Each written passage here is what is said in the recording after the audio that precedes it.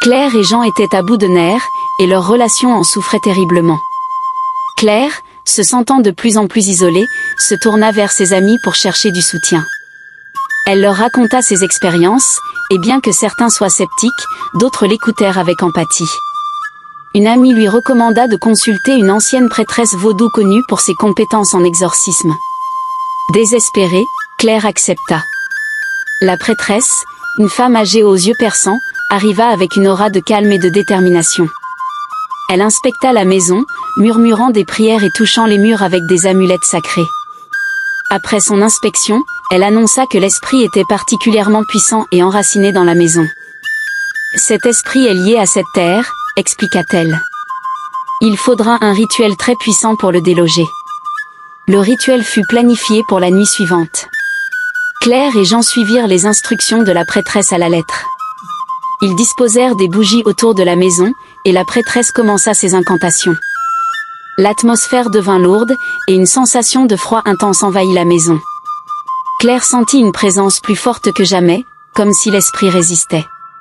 Soudain, les bougies vacillèrent et s'éteignirent.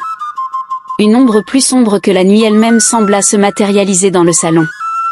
La prêtresse, sans se laisser intimider, continua ses incantations avec plus de ferveur.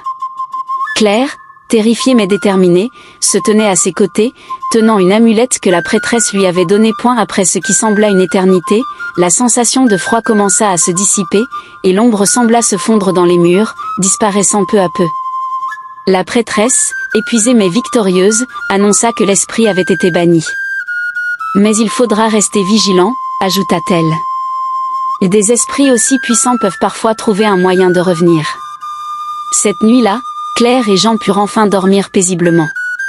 Pour la première fois depuis des mois, Claire n'eut aucun cauchemar, et la maison sembla retrouver sa tranquillité.